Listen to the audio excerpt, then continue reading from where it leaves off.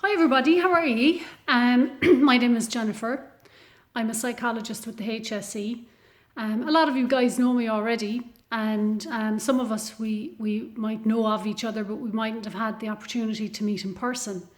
Leah, who you all know, asked me to make this video, and she asked me to give you a few tips for the next while with all this coronavirus business going on, and some tips around how we can try and stay calm and be the best that we can be in this difficult situation.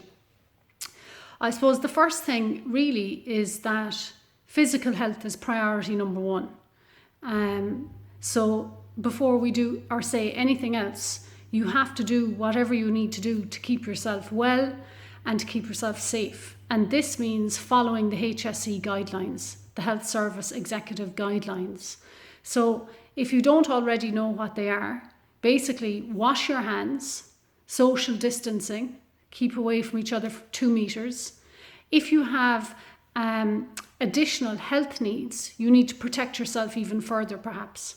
So follow the HSE guidelines. That's the number one thing before we go any further. And really everything else that I say after that is secondary to that. The number one priority is physical health. Mental health is secondary. Anyways, I suppose, look, the thing is, we have no choice in any of this. We're all in it together. We have no choice. It is what it is. And we have to deal with it. But what I would say is that we can deal with it. All of you guys have already survived extreme situations, very difficult, challenging situations. And if there's one thing that you know about yourselves, it's that you can do it. And that when things are difficult, you rise to the challenge. So I want you to draw on that strength that you know you already have, you and your family, and move forward knowing that you have that inner strength in you, moving forward to deal with this COVID crisis. I suppose the other thing is we're all in it together, right? And I find this a comfort. This is the first time I can remember in my whole life where the whole country is in something together.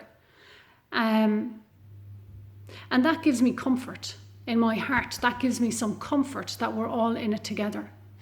And all we can do really is just take it one day at a time and follow the advice that we're given to a T. At the moment, it's quite difficult. We're stuck in our homes a lot. I'm making this video from my home. I have 2 kids. They're 10 and 11. You might hear them at any moment now in the background because they're really bored as well. And it's difficult. And don't think that I have all the solutions and that I'm the expert, because I can tell you now, we didn't cover this in college. So we're all in it together and we're all just trying to figure it out as best we can day by day. There are a couple of sensible things that you can do in terms of taking it day by day and minding yourself every day. If at all possible, try and exercise every day. Now, you have to do this in a way that doesn't compromise your physical health. So you have to do it in a way that respects the 2 meters or whatever your particular set of circumstances are. So you need to think to yourself carefully, what exercise can I do on a daily basis that doesn't compromise my physical health and is within the parameters of what we need to do in terms of our health recommendations? The reason why exercise is really important is really exercise is the key to keeping our anxiety at bay. It's one of the keys. If you can do a bit of exercise, that's brilliant. Now, not everyone will be able to do that, but if you can at all, that would be brilliant. If you can do half an hour exercise without compromising your physical health, that's better again. If you can get your heart rate up, that's better again. But you need to think about your particular set of circumstances, your particular environment, and just do what you can. I suppose the other thing as well is you need to set up some kind of routine. And that means letting go of all expectations. We've gone from being having one set of life circumstances overnight to a completely set of different circumstances. And it's really difficult. I personally am finding it difficult to adjust myself. One thing that has kind of helped us in our house is setting up a kind of a routine. Now, we don't have very high expectations because we don't want to set ourselves up to fail in this house. So just manageable stuff. So every day we try and get a balance between doing a few jobs, resting up, and doing some fun stuff. Okay? So doing the jobs is the usual household stuff. Meals have become very important in this house because they kind of punctuate the day. So that's really important, and all helping with the cooking and all helping with the cleaning up, which is great. So just trying to put some kind of a routine on your day, which incorporates doing a few jobs, resting up, and having fun. In terms of having fun, it could be anything from reading a book, having a bit of a joke with the kids, trying to keep things lighthearted. Try and put in as many of those 3 things as you can, and you need a balance between them.